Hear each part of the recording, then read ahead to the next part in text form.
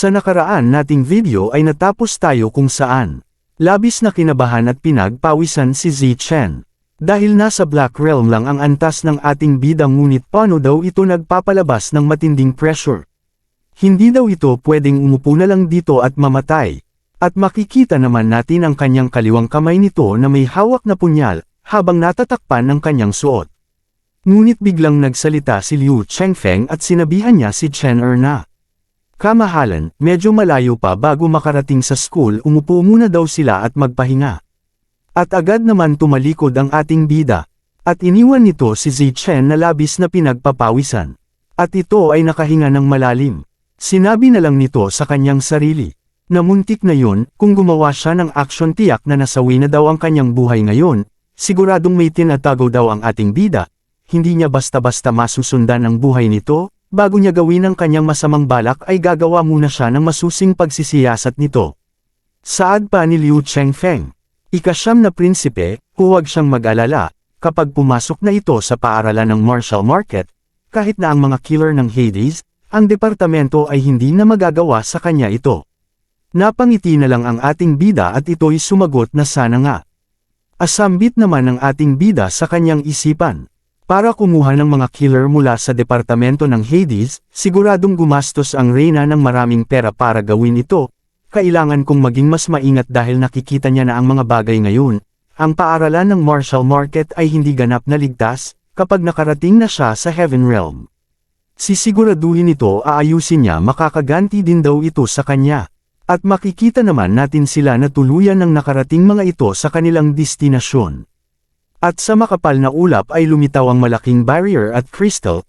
Ang crystal na ito ay ang pundasyon para panatilihin ang array sa buong school ng martial market. At hindi ka basta-basta makakapasok dito kapag hindi ka kilala, lalo't walang pahintulot galing sa kanila. Agad naman nagsalita si Elder Exi. At ito'y nagpakilala na siya si Exi ng Tian, kung sino man ang nagbabantay sa array ngayon, bakit hindi pa nito binubuksan ang pinto. At ilang sandali lamang ay tuluyan nang nagbukas ang array sa itaas, at agad naman silang pumasok sa loob ng school ng martial market. At ilang segundo lang at sila ay nakalapag na. Wika naman ng ibang martial artist. Sila ay mga martial artist ng Yanwu Commandery, at sila ay galing sa maliit na bansa, at kakaunti pa ang kanilang mga genius. Ngunit makikita naman natin ang ating bida ay bumababa na ito. Agad naman lumapit ito sa malaking bato na may nakasulat na Drill Ground of Western Yard. Napahawak naman sa mukha ang ating bida, sinabi nito sa kanyang isipan. Ang taong umukit ng 4 na letrang ito ay isang mandirigma na ang pag-unawa sa espada ay umabot sa puso na isinama sa kaharian ng espada. Subalit biglang may nagsalita. Paano ba naman kakaunti ang mga kandidato mula sa Yanwu Commandery ngayong taon, kumpara sa kanilang Square Commandery, at malaki ang pagkakaiba. Agad naman napalingon ang ating bida at si Liu Chengfeng. Dagdag pa ng hangal na ito. Walang kasalanan, ngunit sa tingin nito ang mga batang mandirigma ng Yanwu Commandery ay lumalala bawat taon, ang lalaking ito ay ang Square Commandery Shen Mengshi. At kasama pa nito ang 2 kumag. Ngunit biglang may isang lalaki ang tumalon at ito'y bumagsak sa kanilang harapan. Ito ay si Jiang Heng. Agad naman itong nagsalita. Ang lakas daw ng loob ng kumag na ito para insultuhan silang mga martial warrior mula sa Yanwu Commandery. Hinahamon niya ito at tuturuan daw niya ng leksyon para dito. Tumawa naman ang kumag na ito. At sinabihan niya ito, na kung kakayanin daw nito ang 3 hit mula sa kanya, ay babawiin nito ang kanyang sinabi. Sambit naman ni Jiang Heng na 3 hit, ang lakas ng loob nito. At hindi daw siya nilalagay sa kanyang paningin. Ito daw ay kanyang pagsisisihan. At agad nitong nilabas ang kanyang enerhiya. At hindi na ito nagdalawang isip. At bigla na lang itong umatake gamit ang kanyang kamao. Sa kabilang dako, nagsaad naman ang mga babaeng ito na may naglalakihang mga kahon. Si Jiang Heng ang kanyang genuine chi, ay malakas. Ang kanyang Fire Dragon Fist na umabot na sa maliit na larangan ng tagumpay, tiyak na magagawa niya ito. Ngunit naging seryoso naman ang ating bida wika nito. Ang taong ito na may apelyido ng Shen ay tiyak na hindi isang simpleng tao, kailangan niyang maghanda upang iligtas si Jiang Heng sa anumang oras. Bumalik naman tayo ng eksena. Subalit sa kasamaang palad ay si Jiang Heng ang tinamaan sa counter-attack ng kumag na ito. Nasalo niya ang suntok ng hangal, ito'y napasukan ng dugo at tumalsik ito sa di kalayuan. Subalit nagulantang naman ang mga babaeng ito dahil sa resulta. Napasabi na lang si Chen Er na mabilis ang kumag na ito. Ngumiti naman ang nakakaloko ang kumag na ito. At pinagyabang pa nito ang dalubhasa mula sa nakababatang henerasyon ng komandante ng Yanwo ay hindi man lang nakayanan ng kahit isang suntok mula sa kanya, ay nakakadismaya. Ang mga basurang tulad nito ay hindi nababagay upang maging isang alagad ng paaralan ng martial market, baka mapilayan daw niya ito. At sabay inilabas nito ang kanyang enerhiya sa kamay nito. At kanyang pinang-atake ito kay Jiang Heng. Sa kabilang banda, sumigaw naman si Liu Chengfeng at sinabihan niya si Jiang Heng na mag-ingat ito. Subalit sa hindi inaasahan ay biglang lumitaw ang ating bida sa eksena. At kanyang nasalag ito gamit lang ang kamay nito. At kanya itong hinawi para mapa-address ang kumag na ito. Pinagpawisan naman ang kumag na ito. Saad nito sa kanyang isipan, na mayroong isang tao mula sa Yanwo Commandery na maaaring magpalihis sa kanyang pag-atake. At agad naman inilabas ni Chen Er ang isang pil at kanyang ibigay kay Jiang Heng. Agad naman nagpasalamat si Jiang Heng sa ating bida habang may lumalabas na dugo sa kanyang bibig at ito'y inuubo. Ngumiti naman ang ating bida at sinabihan niya ito na walang problema. Pil lang yan, ingatan daw niya sarili nito, at hayaan na nito na siya na ang papalit sa kanya. Agad naman na pumalakpak ang hangal, at sinabihan niya ang ating bida na ito ay kamangha-mangha. Isipin na ang isang prinsipe ay kabilang sa mga kandidato mula sa komandante ng Yanwo sa taong ito. Dagdag pa nito ang ika-9 na prinsipe, ay nag-practice ng mga likas na kasanayan na kilala bilang kayamanan ng komandante ng Yanwo, ayaw ba nitong ipikita sa kanya ng kaunti? Subalit aawat na sana si Elder Xing ngunit pinigilan naman siya ng kasama nitong hangal. At sinabihan pa siya nito, na bakit makialam sa mga kabataan na nagpapalitan lamang sila ng kanilang martial techniques. Siya ang prinsipe ng Yanwo Commandery, kung may mangyari sa kanya sa pagsubok sa tingin nito hahayaan na lang nila. Naging seryoso naman si Elder Xi, dahil alam na ni Shen Mengshi ang kanyang katayuan, malamang na hindi siya mahihirapan sa kanya, at gusto lang niya na ipahiya ang mga mandirigma mula sa Yanwo Commandery. Bumalik naman tayo ng eksena, at nagkaharap na nga ang dalawa. Nagsalita naman ang ating bida, at sinabi nito sa hangal. Hindi pa nga exam period at nasugatan na nito ang warrior nila, kaya kailangan nitong bayaran ang medical expenses niya, ibigay ang 30,000 pilak na barya bilang kabayaran at hahayaan daw niya ito. Subalit pinagtawanan lamang siya ng kumag na ito. Wika nito, ito ba ang ika-9 na prinsipe? Marahil natakot daw ito sa punto na hindi daw siya ng ahas na hamanin ito. Talagang binaygo niya ang mukha ng commander ng Yanwo. Ngunit biglang lumapit si Liu Chengfeng, at sinabihan niya ang kumag na ito, na ingatan daw niya ang bibig nito. Siguradong matatalo ito kung lalabanan siya nito, at sa tingin daw ba nito na may qualifications siya para hamanin ang ika-9 na prinsipe. At siya ang kanyang magiging kalaban. Sumagot naman ang kumag na ito. Sasayangin lang daw niya ang kanyang oras sa maliliit na fries na tulad ni Liu Chengfeng. Kung matalo ito ng pang-9 na prinsipe na ating bida, ay magbibigay siya ng 30,000 silver coins sa warrior na nasaktan niya at humingi ng tawad sa kanya, kung sang-ayon ba sila doon. Ngunit nanggagalaiti naman si Liu Chengfeng dahil sa pangmamaliit sa kanya ng kumag na ito. Sa kabilang banda, nagsaad naman ang mga kumag na ito. Wika pa nila, ang ika-9 na prinsipe ay walang kakayahan upang sakupin ang hamon. Maaari na ring bumalik na ito sa bahay at uminom ng gatas sa halip at sabay tawa ng mga ito. Ngumiti naman ang ating bida, at kanyang tinatanggap ang hamon ng hangal na ito. Gayunpaman, kung matalo ito kailangan niyang magbayad ng 100k silver coins sa halip. Ngunit naiinis naman ang kumag na ito, dahil sa tinura ng ating bida, at sinabihan pa niya ito, na ang saya-saya nito kanina dahil sa kayabangan nito. Ngunit naisip nito na hindi niya kayang bayaran iyon dahil isa siyang hampas lupa. Subalit sa sinabi ng ating bida ay hindi na nakapagtimpi pa ang hangal. At agad niyang hinubad ang isa nitong damit. At walang pagkundangan itong sumugod. Wika nito, bali 100k silver coins kahit 1 million pa daw ito at hindi siya nito matatalo. At sabay ginamit nito ang kanyang palm knife. Ngunit medyo nabigla naman ang ating bida sa ginamit ng kumag na itong teknik. Ngunit makikita naman natin na pumikit si Chen at ito'y kalmado habang hinaantay niya ang hangal na ito. At sa pagmulat ng kanyang mata ay agad nitong inactivate ang kanyang eye meridians. At namula ang mata nito. At agad niyang naiwasan ang panang-atake ng hangal. At agad siyang nag-counter-attack. At gamit lang ang kanyang kamao na tumama sa mukha ng kumag na ito.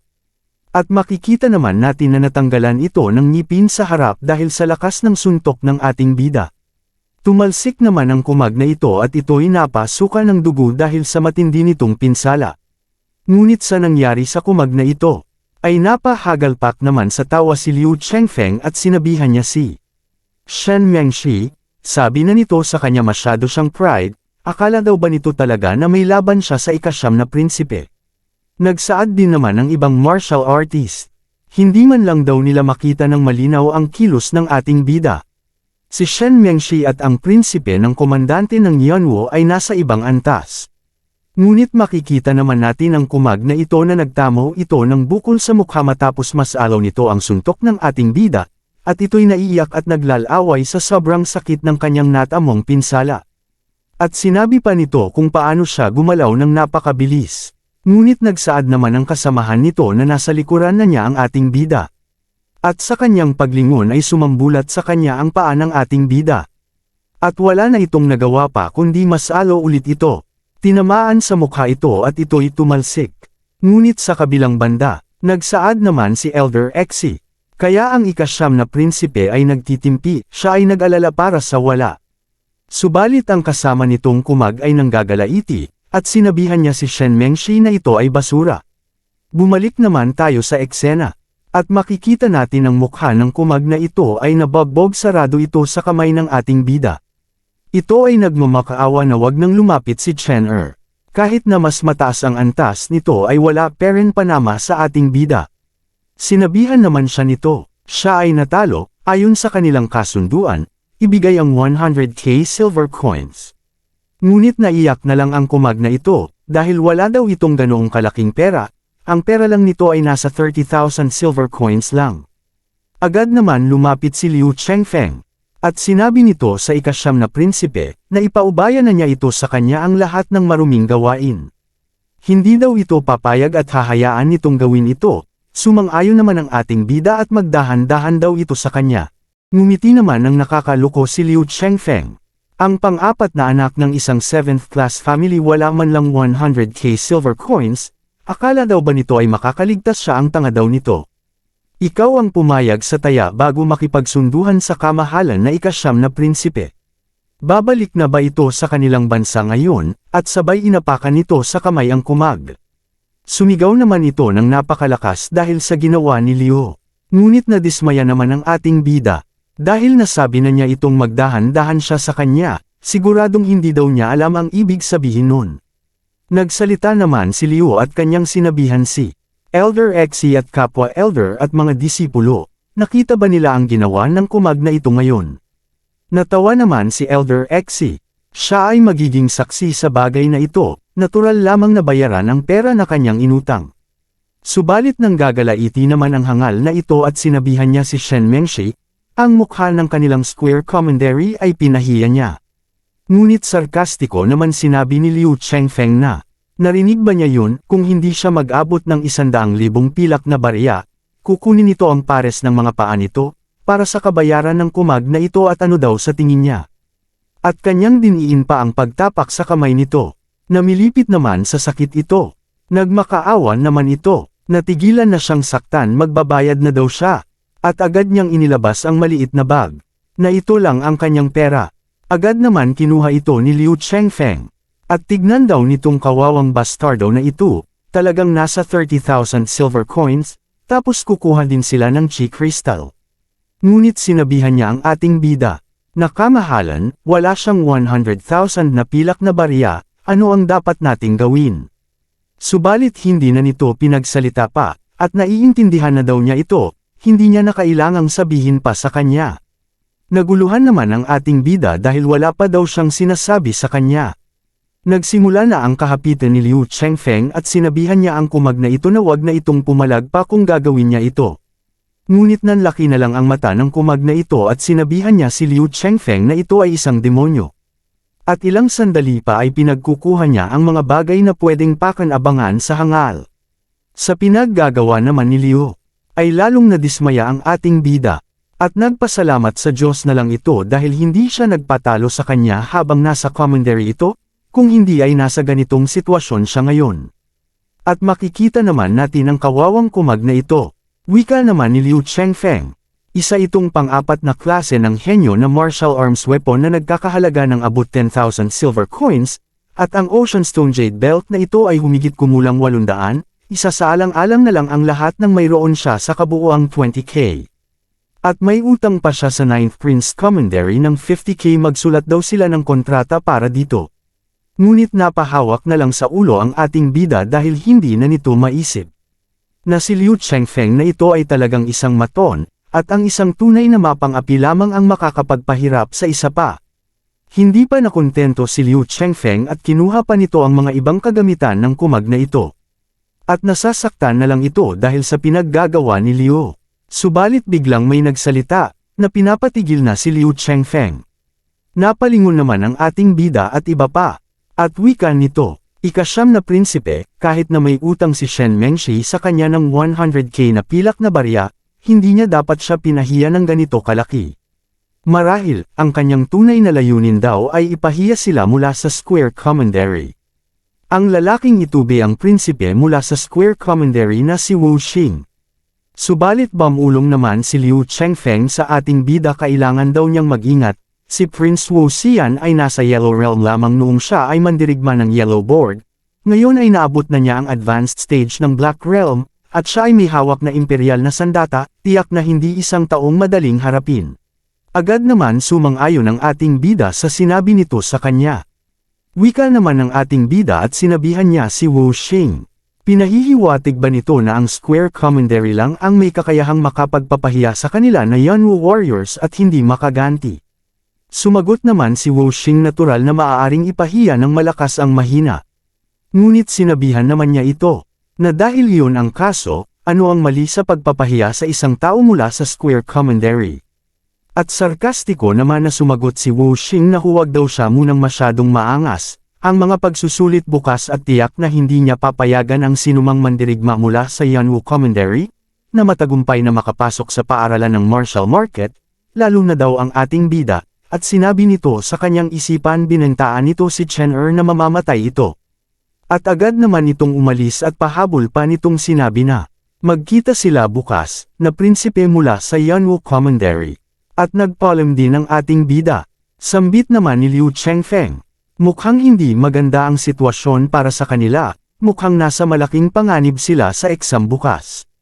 Nagtanong naman si Chen Er kung pinahihintulutan ang pagpatay sa panahon ng pagsusulit. Sinagot naman ito ni Liu Chengfeng.